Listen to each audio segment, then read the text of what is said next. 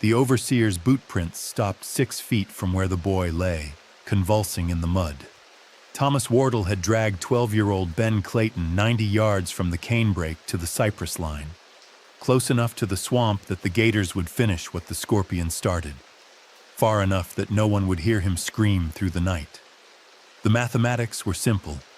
A field hand cost $800 at auction, medicine cost $3 a visit, and a child who couldn't lift a machete by sunrise was worth exactly nothing. What Wardle didn't calculate was what would walk back out of that swamp 10 hours later, or what it would cost him when it did.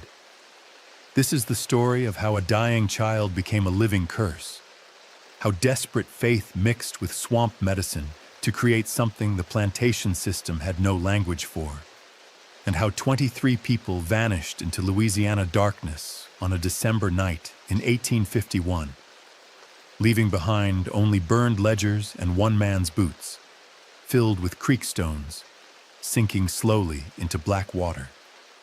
The Bellefontaine plantation sat on 1,100 acres of Louisiana bottomland, 12 miles west of Baton Rouge, where the Mississippi River bent south and the soil ran so rich you could grow cane 12 feet tall without fertilizer. The main house rose 3 stories, white columns catching morning light, while slave quarters stretched in 2 long rows behind the sugar mill, their cypress plank walls weeping moisture even in August heat. Smoke from the boiling house hung in the air like gauze, mixing with the smell of crushed cane and something sharper underneath, the sulfur tang of the nearby swamp, where water the color of strong tea moved between cypress knees and nothing that went in came back the same. Ben Clayton had been born in one of those quarters in 1839 to a woman named Ruth, who remembered her grandmother's stories from across the water. Ruth died of fever when Ben was 8, but before she went, she made him memorize things. Plant names in a language the overseers didn't speak. The difference between medicine and poison, sometimes nothing but intention. How to read a sky for weather 2 days out. How to move through water without sound. Ben stored these lessons the way other children stored Bible verses, not knowing they were weapons he'd need to survive.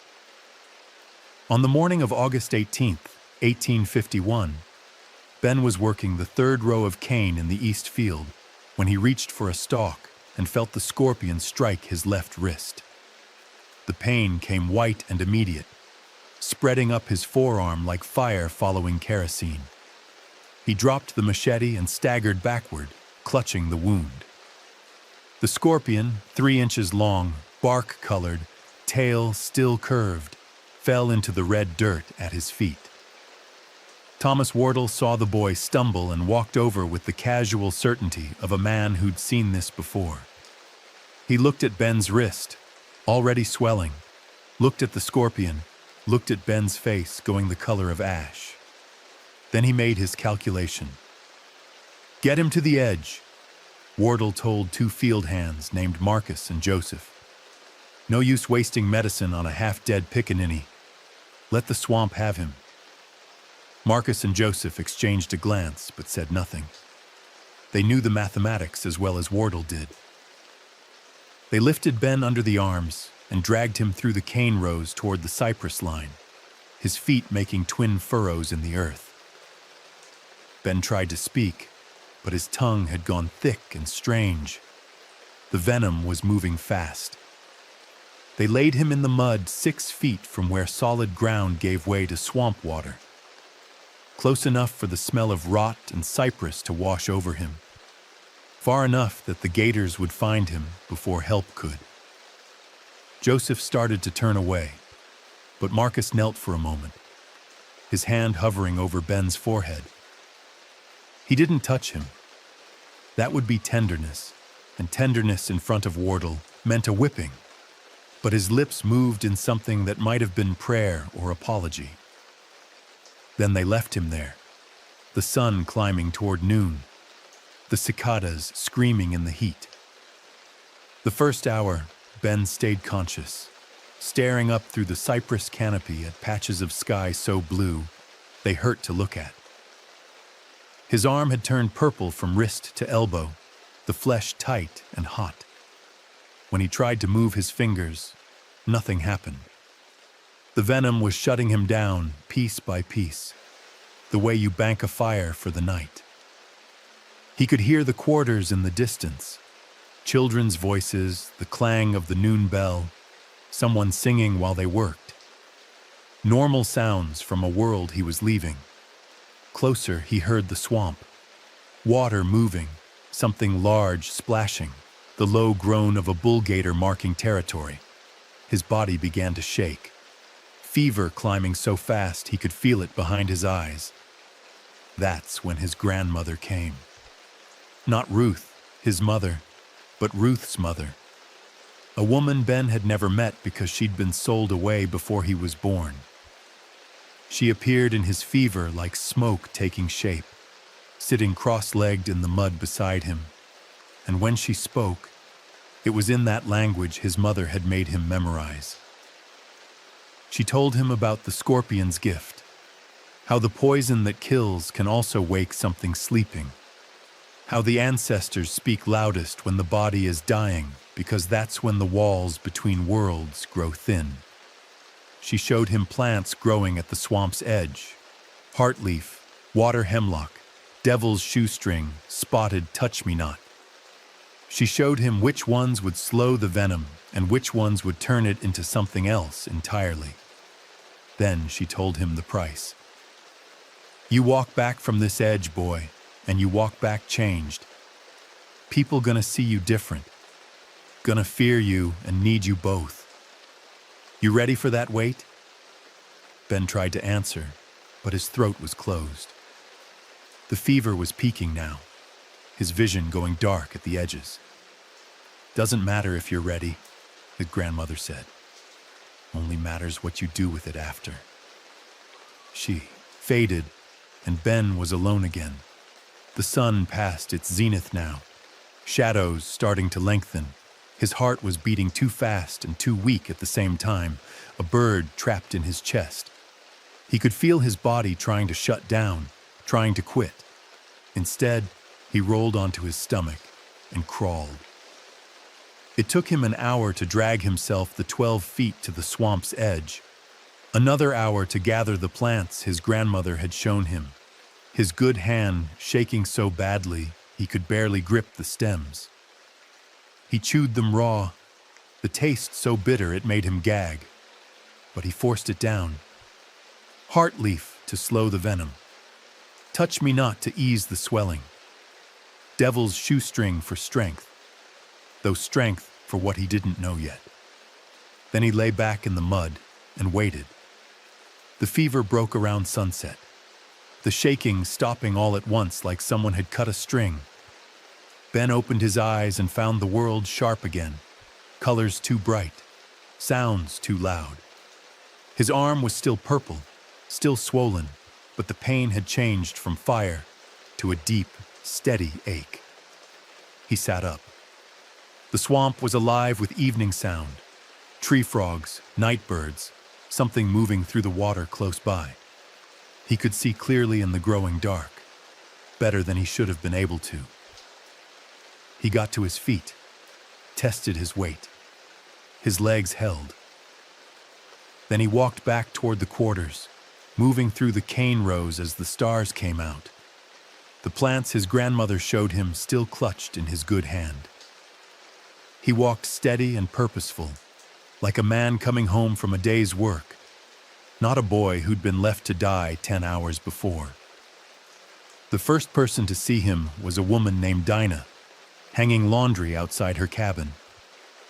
She looked up, saw Ben walking out of the darkness, and dropped the sheet she was holding. Her mouth opened, but no sound came out. "I'm back," Ben said, and his voice sounded different to his own ears. Deeper, older. Dinah ran inside and came back with 3 others. They stood in a semicircle, staring at him like he was something that had crawled out of a grave. One of them, An old man named Samuel, who claimed he could see spirits, took a step backward. "Boy," Samuel said slowly, "you supposed to be dead. Wardell said you was dead. We all heard him tell the master you didn't make it past dark." "He was wrong," Ben said. He held up the swamp plants, their roots still trailing mud. "These stop the poison. My grandmother showed me which ones." "Your grandmother's been gone 12 years, Samuel said. Ben just looked at him. "I know."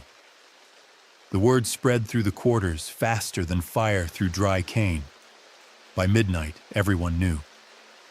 The boy who'd been left to die had walked back, carrying swamp medicine and something else. Something none of them had words for. Some said he'd made a deal with the spirits.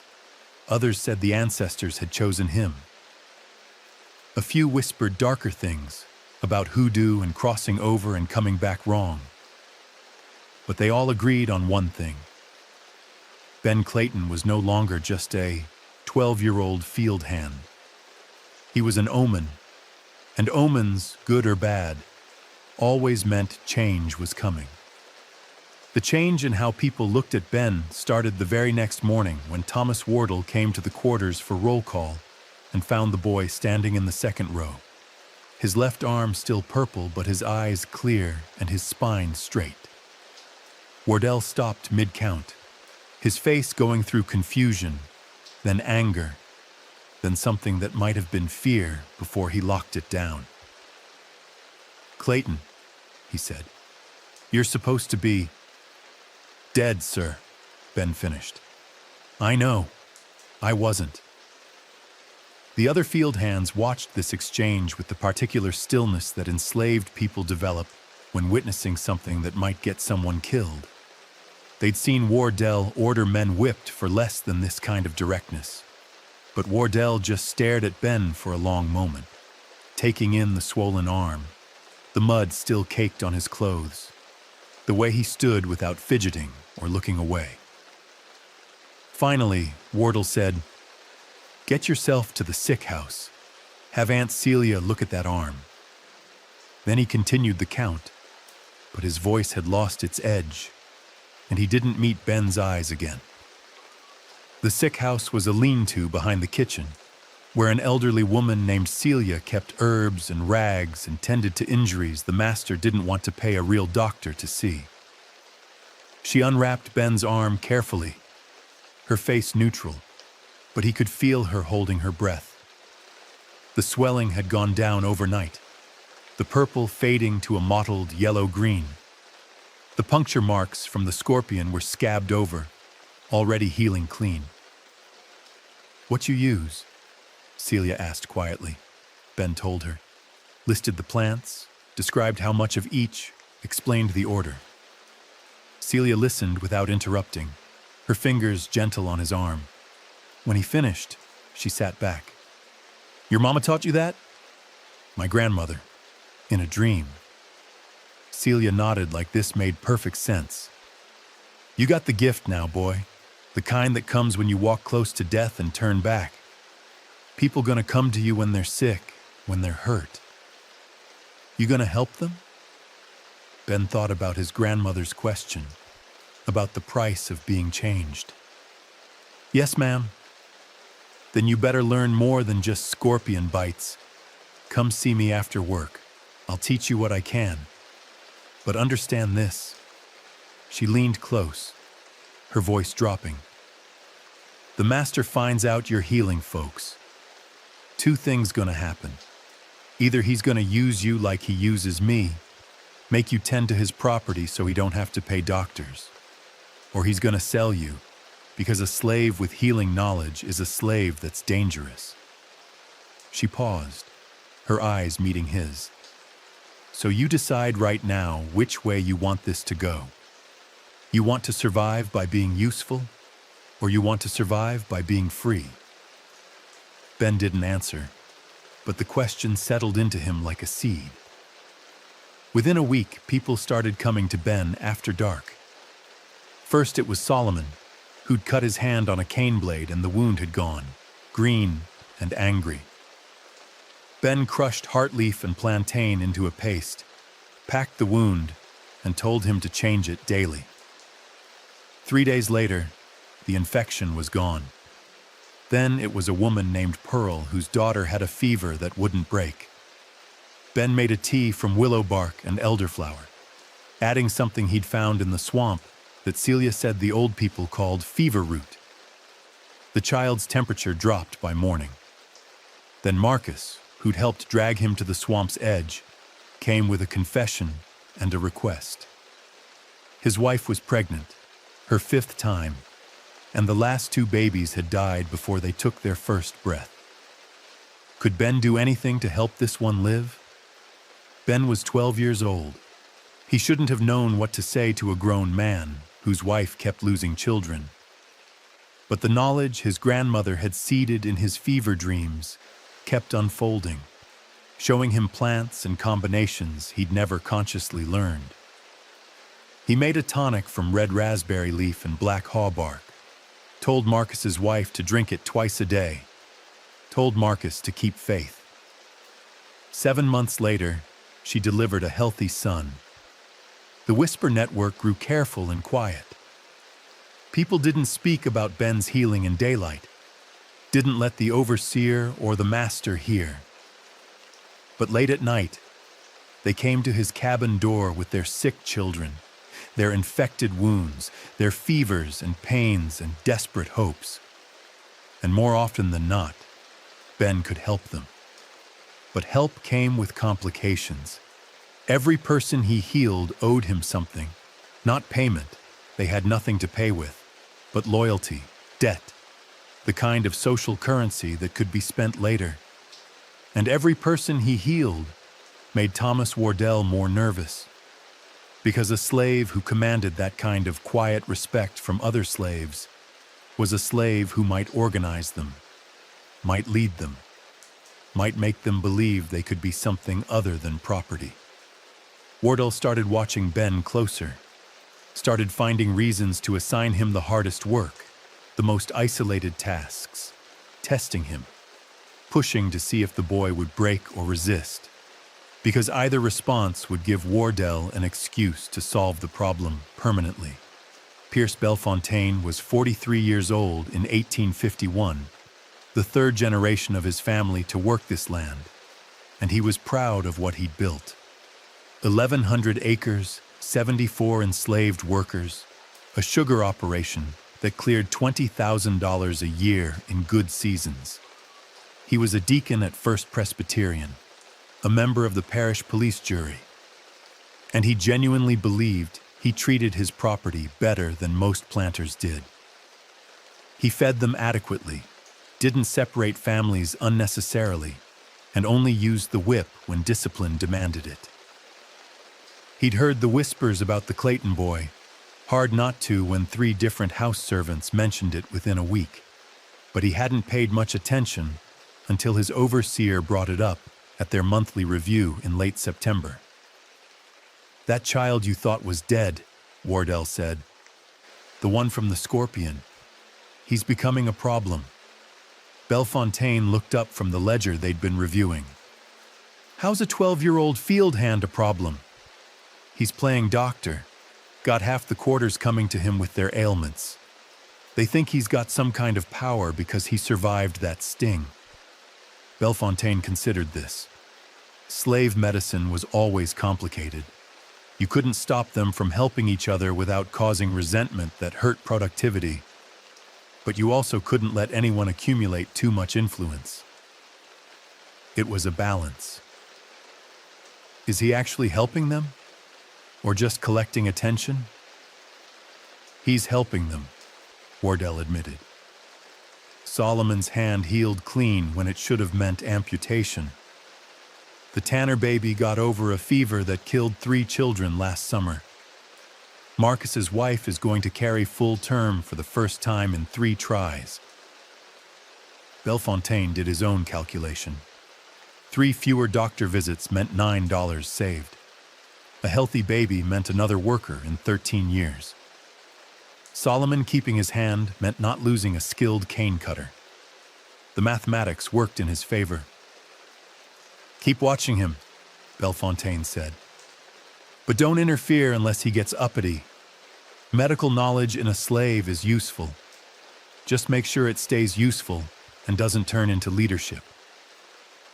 But 2 weeks later, Bellefontaine's youngest son, Robert, 8 years old, his favorite child, the one he'd promised to send to Princeton someday, came down with a fever that the parish doctor couldn't break. 3 days of quinine and laudanum, and the boy was getting worse instead of better. His skin had gone gray, his breathing shallow, and the doctor finally admitted he didn't know what else to try. That's when the housekeeper, an elderly woman named Patience, spoke up quietly. "Master Pierce, there's a boy in the quarters, Ben Clayton. He's got a gift for healing. Folks say he can break fevers the doctor can't touch." Bellefontaine wanted to dismiss it as slave superstition, but his son was dying, and desperation makes pragmatists of ideologues. He sent for Ben. They brought Ben to the main house through the back entrance, where he'd never been allowed before. The interior was cooler than the quarters, with high ceilings and furniture that probably cost more than his mother had been worth at auction. He followed Patience up the stairs to the second floor, to a room where Robert Bellefontaine lay in a bed bigger than Ben's entire cabin, his small body lost in white sheets, his face the color of old paper. Pierce Bellefontaine stood beside the bed, his expression a mix of hope and fury at having to hope in this particular way. The parish doctor, a thin man named Gaines, watched with professional skepticism barely disguised. "Boy," Bellefontaine said, "Patience tells me you have some skill with sickness. My son has a fever that won't break. Can you help him or not?" Ben moved closer to the bed, looked at Robert's gray skin, the rapid, shallow breathing, the faint smell coming off him that Ben recognized from when Pearl's daughter had been sick. Sweet and wrong, the smell of a body eating itself from the inside. He knew this fever. He'd seen it kill 3 children in the quarters over the past 2 years.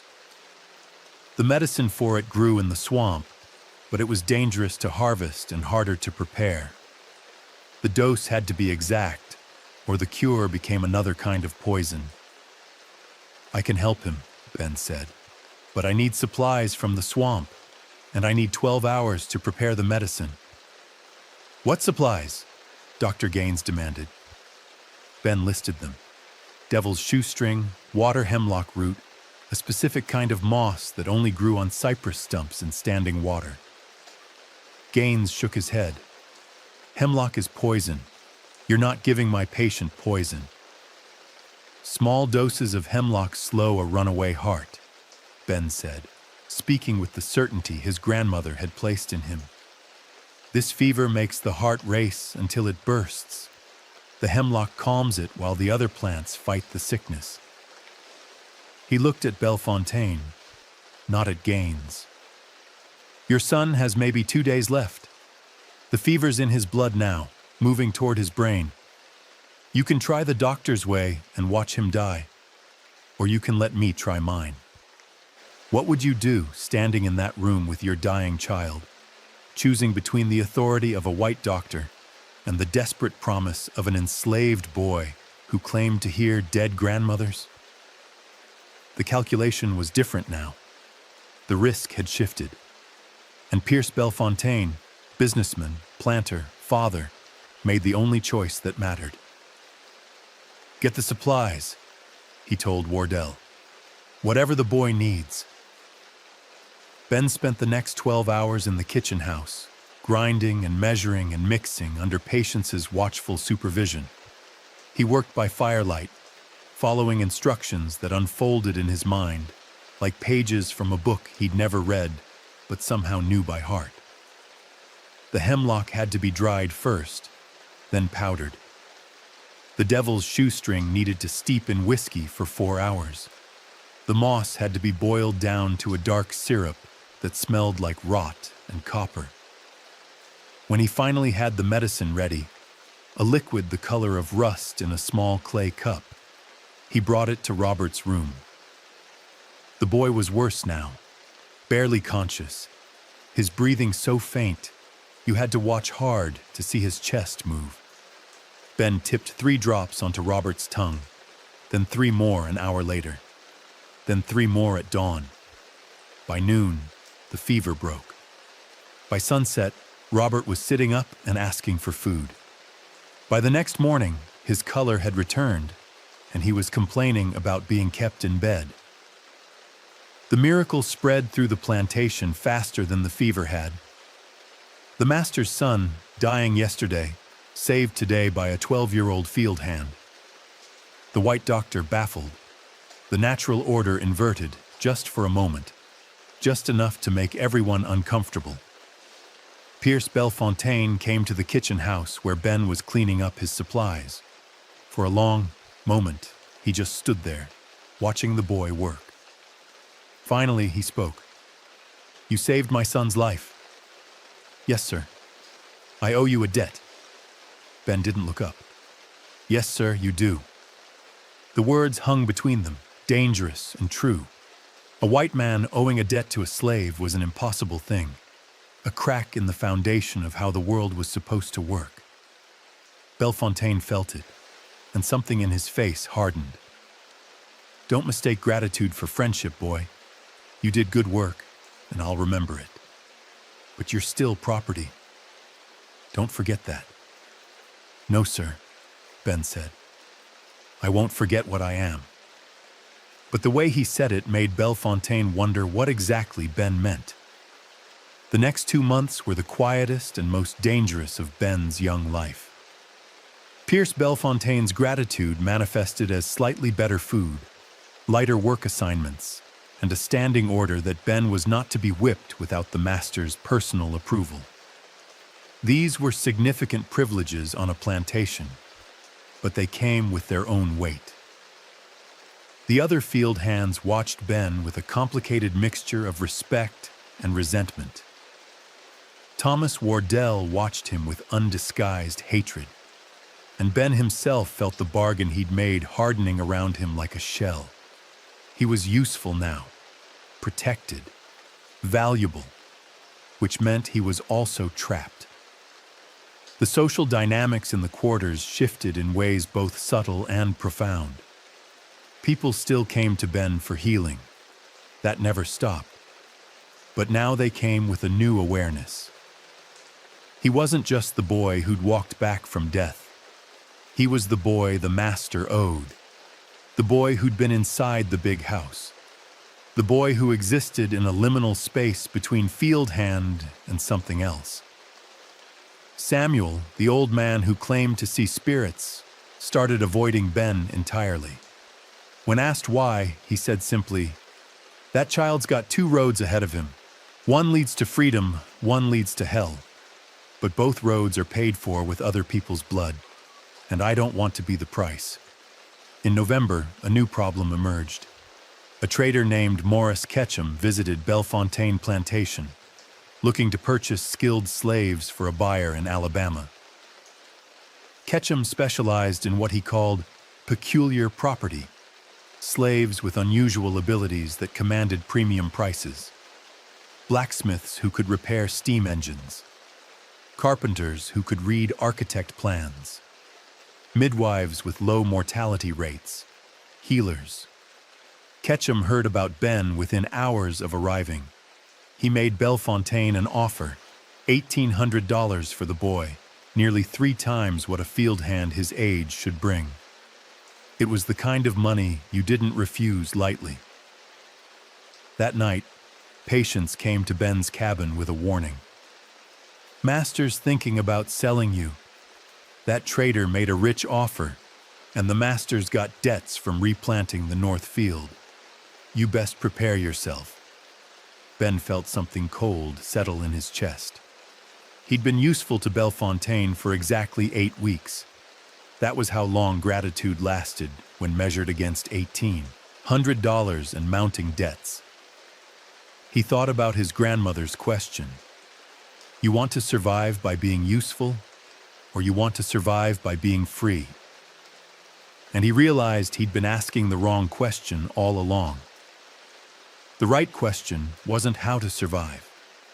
It was what price he was willing to make others pay for his survival. Because Sam was right. Both roads were paid for with blood. The only choice was whose. Ben spent 3 days weighing his options while Morris Ketchum toured the plantation and Pierce Bellefontaine tried to decide between gratitude and profit. The mathematics kept coming back to the same answer. If Ben was sold to Alabama, he'd never see Louisiana again. He'd spend the rest of his life being valuable to whoever owned him, healing strangers while slowly forgetting the faces of everyone he'd known here. That was one kind of death. Or he could run, take his chances in the swamp, try to make it north somehow. But a 12-year-old boy traveling alone through hostile territory had odds barely better than the scorpion's sting. That was another kind of death, just slower.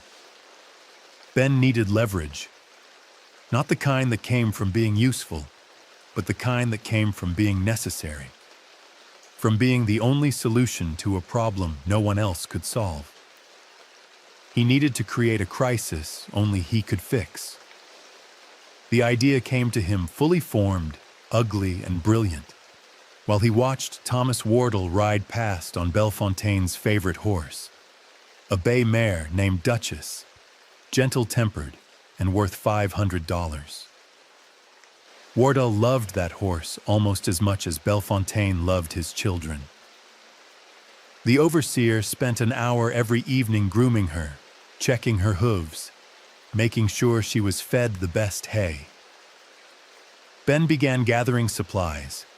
It took him 4 days to collect what he needed, working in secret, storing everything in a hollow cypress stump 100 yards into the swamp. Water hemlock root, dried and powdered, devil's shoestring, white snake root, Jimson weed seeds, each one a poison in the right dose, each one presenting symptoms that looked almost like natural disease. Almost, but not quite. Just different enough that a skilled healer might recognize them. On December 4th, 1851, Ben mixed his compounds in the pre-dawn darkness. He used the same clay cup he'd used to save Robert Bellefontaine, the same measuring techniques his grandmother had taught him in that fever dream. But this time, the doses were calculated not to heal, but to harm, slowly enough that no one would connect the illness to foul play. He went to the stable before sunrise, while the plantation was still dark and quiet. Duchess stood in her stall, ears forward, trusting. Ben had brought her carrots before, had earned her trust the way he earned everyone's trust, through patience and gentle consistency. She took the doctored feed from his hand without hesitation, her velvet nose soft against his palm. Then he went to find Robert Bellefontaine. The master's youngest son had taken to following Ben around when the boy came to the main house.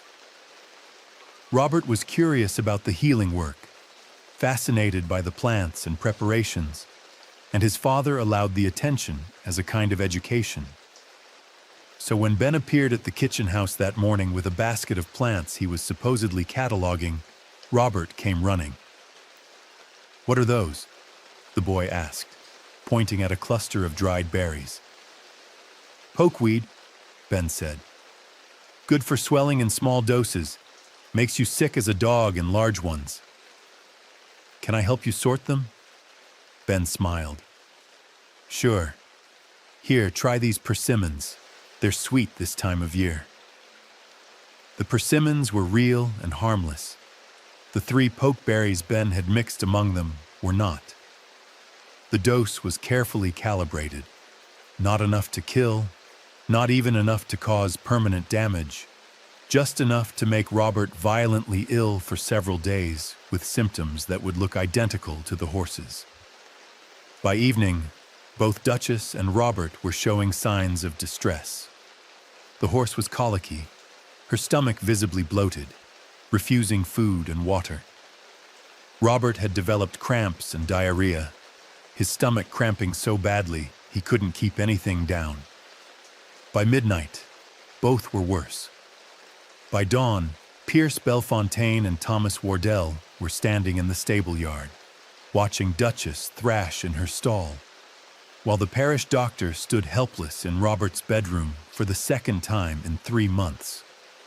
Morris Ketchum, the slave trader, was still on the property.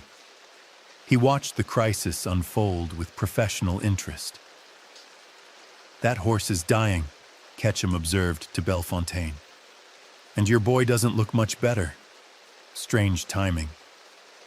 You think this is connected?" Bellefontaine's voice was tight with stress and lack of sleep. "I think strange things happen on plantations. Sickness follows no logic." Ketchum paused. "Though I did hear your field boy, the one I made the offer on, knows something about poisons as well as cures. The useful and the dangerous often share the same knowledge." Bellefontaine looked at him sharply. "You're suggesting—" "I'm suggesting nothing, just noting facts." Ketchum studied the dying horse. "But if I were you, I'd be asking myself who benefits from you having a problem only one person can solve." The seed was planted. Bellefontaine sent for Ben. Ben arrived at the stable yard at 8 a.m. on December 5th, his face carefully arranged in concern. Pierce Bellefontaine, Thomas Wardell, Dr. Gaines, and Morris Ketchum stood in a semicircle, their expressions ranging from desperate to suspicious. "My horse is dying," Bellefontaine said without preamble. "My son is sick with the same symptoms. Can you tell me what's wrong with them?" Ben examined Duchess first. He moved around her stall slowly, noting the bloating, the muscle tremors, the way she ground her teeth against the pain. He looked at her gums, checked her breathing, smelled her breath. Then he did the same assessment of Robert, who was gray-faced and barely conscious in his bedroom. When he returned to the stable yard, Ben delivered his diagnosis with the calm authority his grandmother had given him. "They've both been poisoned. Water hemlock, most likely, mixed with pokeberries. The horse probably ate it in her feed. Your son probably got it in food, but a smaller dose." "Poisoned?" Wardell's voice was sharp. "By who?" Ben met his eyes. "Someone who knew what they were doing. The dose was careful, meant to make them sick, not kill them immediately. But if they don't get treatment soon, they'll both die, probably within 2 days." Morris Ketchum made a small sound, almost amused. Bellefontaine turned to Dr. Gaines. "Can you treat this?" The doctor shook his head. "I wouldn't know where to start. Hemlock poisoning isn't in my training. If the boy is right about the diagnosis, then—" He stopped, unwilling to admit his limitations.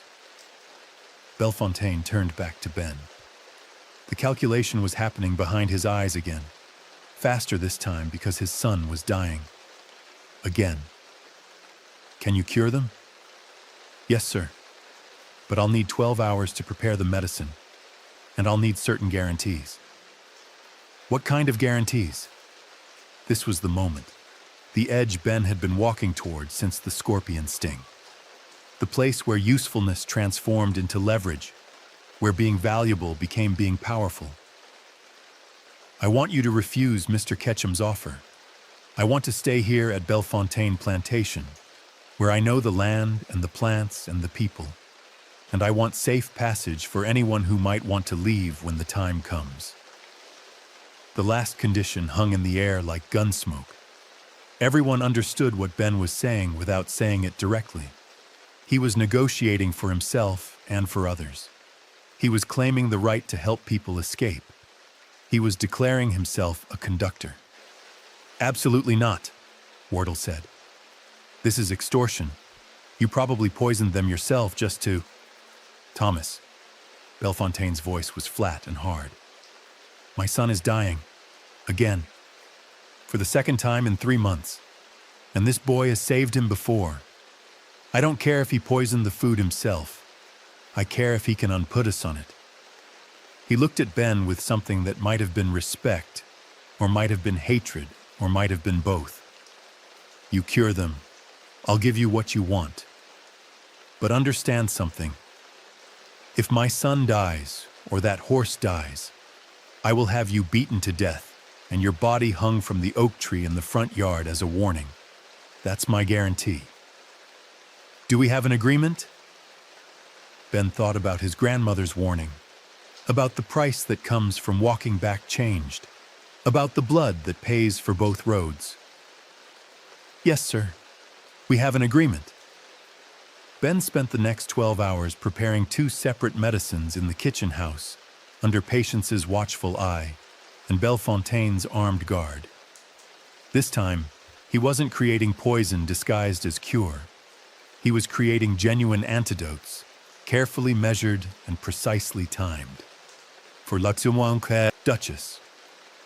He made a drench from activated charcoal, psyllium husk, and mineral oil to bind the toxins and move them through her system.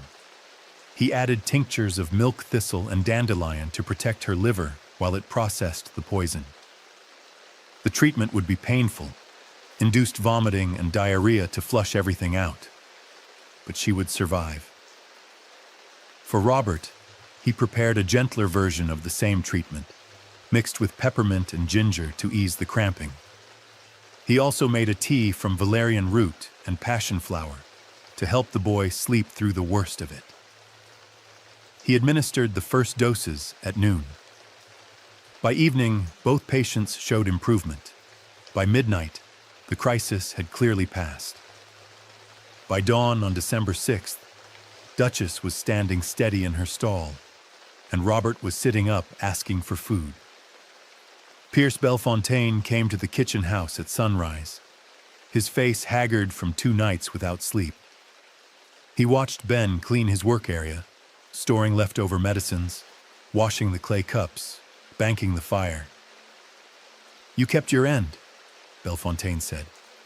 I'll keep mine. You stay here. Ketchum leaves empty-handed. And the safe passage? Bellefontaine's expression hardened. If people want to run, I can't stop them. The law says I should hunt them down, and I probably will make a show of it. But if they happen to have good luck, and I happen to be looking the wrong direction when they leave, he shrugged. Strange things happen on plantations. It wasn't freedom, it wasn't even safety, but it was a crack in the wall, and Ben knew how to make cracks wider. Thank you, sir. Don't thank me. We're not friends, and this doesn't make us equal. You're useful, and I'm pragmatic. That's the extent of our relationship. Bellefontaine paused at the door. But tell me something. Did you poison them yourself? Ben met his eyes without flinching. Does it matter? Yes. Then you already know the answer, sir. You've always known. You just have to decide if knowing changes anything. Bellefontaine left without responding, and Ben was alone with the morning light and the weight of what he'd done. He deliberately poisoned a child and an animal to create a crisis he could solve. He'd used their suffering as leverage for negotiation. He'd become exactly the kind of dangerous that Samuel had warned about. But he'd also just purchased freedom for anyone brave enough to take it. The question was, how many people would be brave enough? Word of the arrangement spread through the quarters faster than sickness, passed in whispers during Sunday rest, and coded into work songs. Ben had secured safe passage. Not official, not legal, but real in the way that mattered. Bellefontaine would look the other way when people left, and he'd make only token efforts to bring them back. The planning happened in fragments, in conversations that could be interrupted at any moment if the wrong person walked past. 23 people decided to go. Marcus and his pregnant wife, Solomon, with his newly healed hand, Pearl and her daughter, Dinah the laundrywoman, and 16 others. They represented nearly a third of the plantation's workforce. Bellefontaine would take a significant financial loss when they left. But that was the point. That was the price Ben had negotiated in hemlock and pokeberries, a debt paid in missing property. They chose December 20th for the departure, the night of the new moon, when darkness would hide their movement. Ben spent the preceding days teaching them what his grandmother had taught him: which plants to eat if food ran out, how to move through swamp water without leaving tracks, which stars pointed north when clouds covered the sky. He gave them packets of herbs that would mask their scent from dogs, salves for blisters, treatments for fever.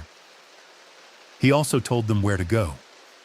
There was a Quaker family in Baton Rouge who asked no questions, a free black community in New Orleans that could hide people temporarily, a network of conductors who could move them further north if they were willing to risk the journey. The Underground Railroad wasn't a single path, but a web of possibilities, and Ben had learned its local strands by listening carefully when older folks talked about people who'd vanished successfully. Thomas Wardell suspected something was building. He increased patrols, made surprise inspections of the quarters, tried to catch people in suspicious conversations. But the community protected itself with practiced silence. When Wardell questioned people, they gave him the careful nothing that enslaved people had perfected over generations. Just enough cooperation to avoid punishment. Just enough opacity to hide the truth. On the night of December 19th, Ben went to Wardell's cabin while the overseer was doing his evening rounds. He found what he'd been looking for in a footlocker under the bed: Wardell's boots, expensive leather ones with brass buckles. Ben took them. Then he went to the swamp and began the final part of his plan.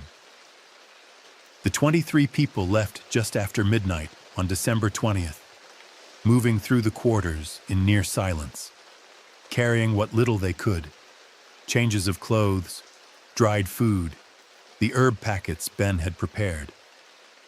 They gathered at the cypress line where Ben had nearly died 4 months earlier, and he stood there counting them, making sure everyone was present. "You know the routes," he said quietly. "You know the safe houses.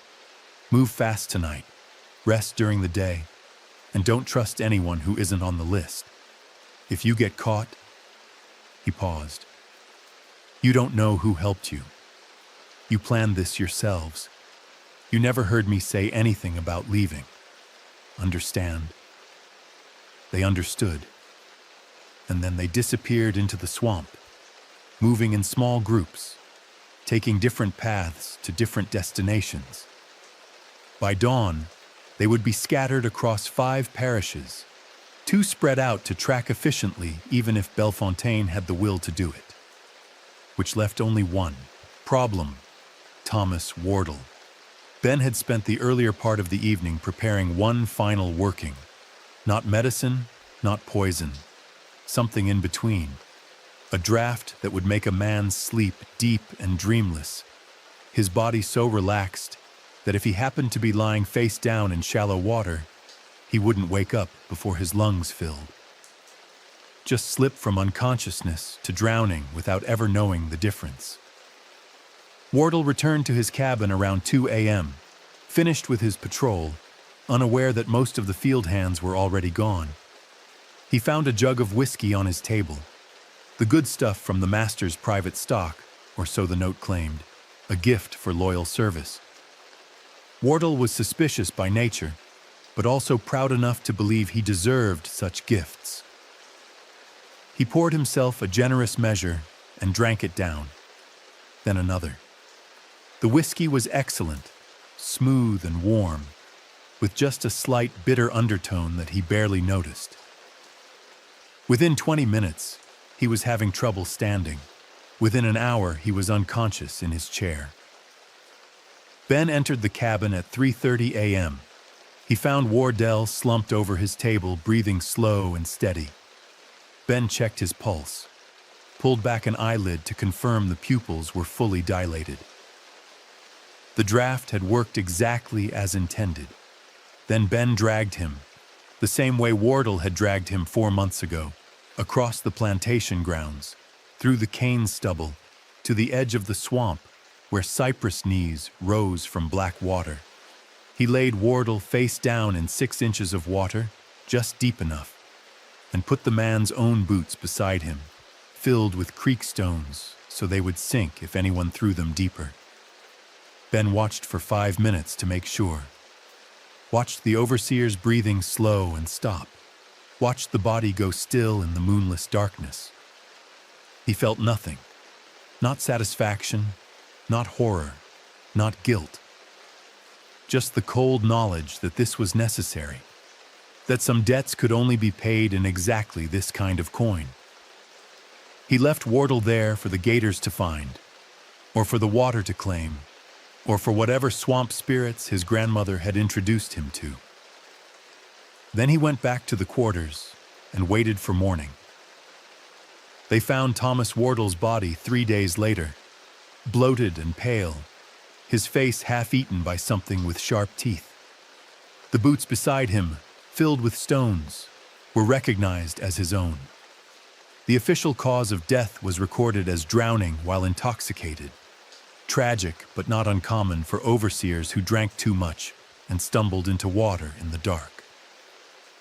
The 23 missing field hands were noted in Pierce Belfontaine's ledger as runaways. He made the expected reports to the parish police, posted the required notices offering rewards. But the search was perfunctory at best, and after 2 weeks, he wrote them off as a loss and adjusted his crop projections accordingly.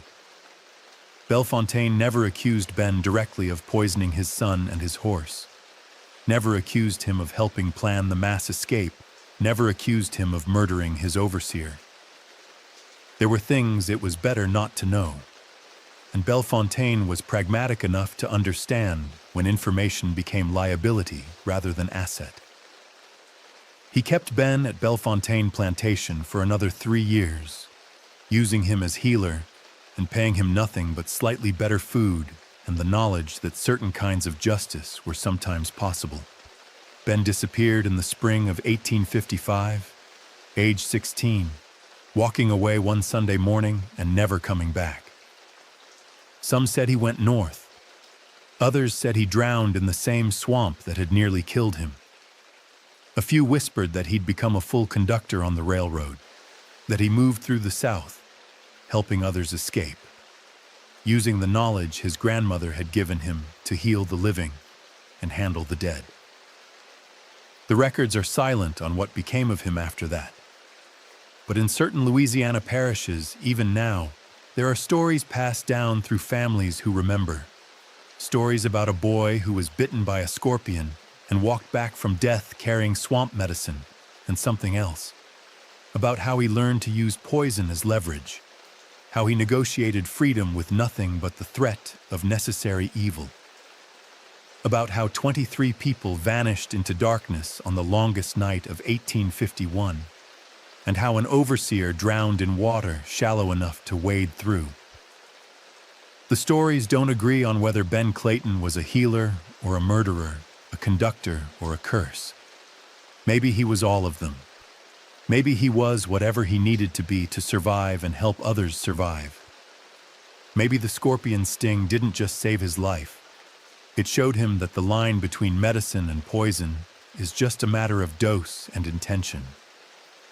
And sometimes, the stories say, late on December nights when the moon is dark and the swamp water moves slow, you can still find plants growing at the edge of the cypress line.